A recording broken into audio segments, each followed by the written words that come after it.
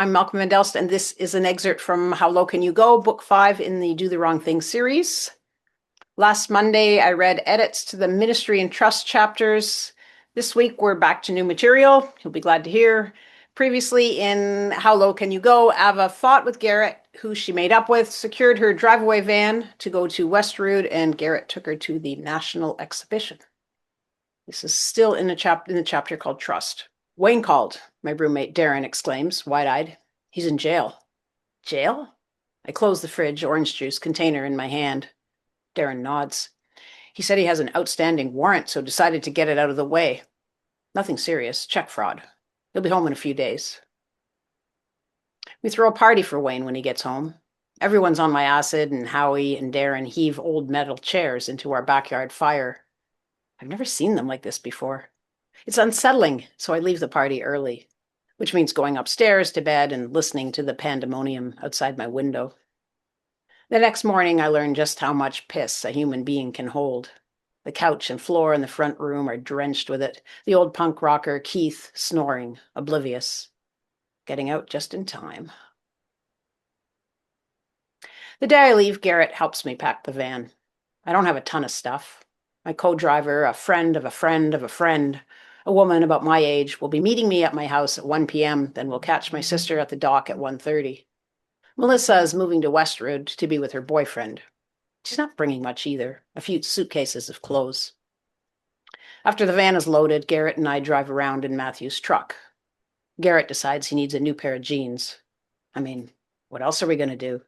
We're not really a couple anymore, just two people drawn to each other, circling like parts of an atom.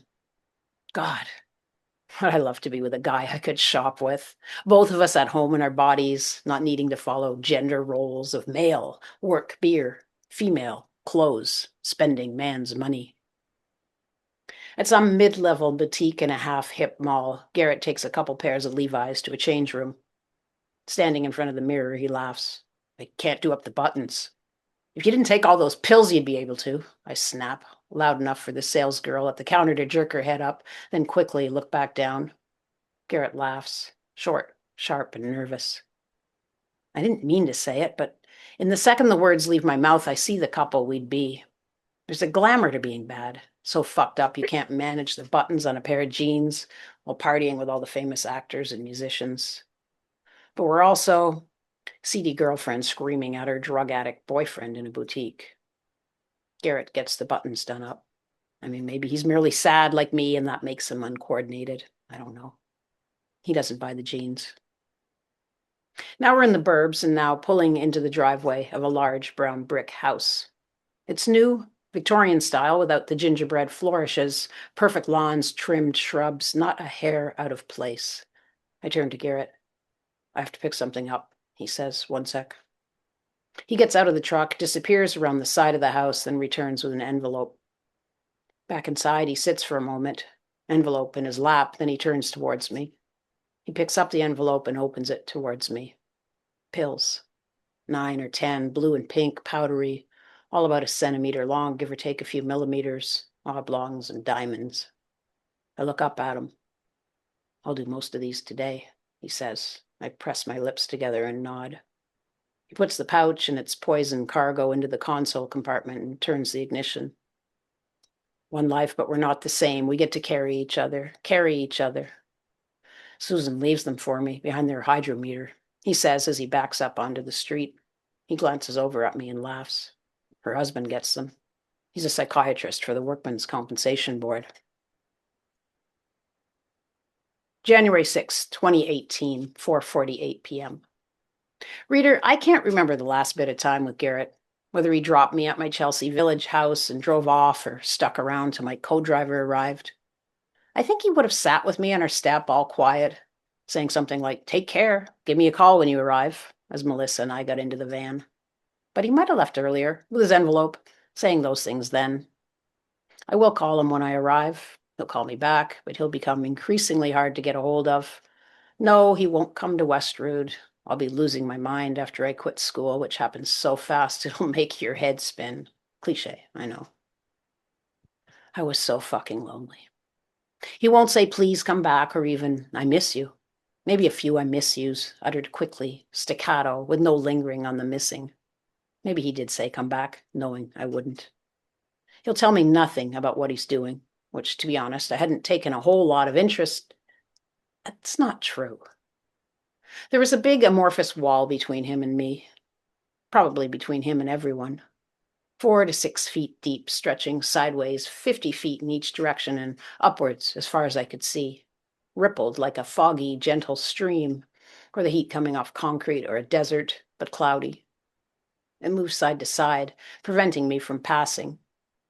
I knew the Garrett on the other side didn't look good. I'd had glimpses of it, but I threw myself against that wall and him anyway, approaching them like I did art, blinders on against fear, paint, think, photograph, see what I get. He's gone. In Mexico, peacefully in his sleep after a short illness, I read in an obituary. What? Mexico? So vague. No city? The unnamed illness had to be addiction or complications. 25 years is long, not short, though.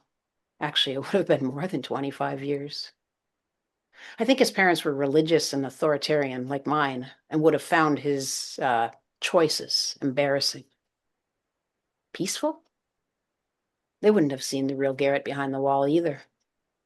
I imagine him healthy and happy, teaching English as a second language. No. Import, export? Makes more sense, but also hard to see. In his obit picture, a selfie, he stands against a barren landscape, smiling in what looks like grim defiance. He was barely 50. I've been down a rabbit hole for half a year writing about him. He's taught me how to write fiction, fantasy, and how to weave what I hope is a beautiful story. This one you've read, reader, is one of hundreds. Jesus Christ, his ghost was right there with me the whole time. Right up there. That's what I mean when I say he taught me. There's no mention of family or a partner, so my first insane thought was that he never found a better woman or man, it wouldn't surprise me if he went both ways, than me. My second, not insane realization was that he really liked me. I was drawn to him from my first glimpse of his lanky, diffident form. I didn't expect him to be drawn to me. One person is always the stronger, while the other... I assumed I was the weaker in this short-lived relationship. Unless he was an incredible actor, which I suppose... Maybe that's why we like actors. They fake emotions so well, and even if it's fantasy, it feeds us and answers our needs. Anyway, if he was pretending, he was really good and put time into it that he didn't need to. There were tons of attractive, available people in his orbit, and he had great friends, people he'd known for years, and they were tight. You could see it, like a family. So with no reason and no need of me, he beamed into my soul with softness, interest, joy, or all three. He wanted me to join his family. What an honor. And in this case, a fantasy, a dream. Sometimes you have to say goodbye, even when you don't want to.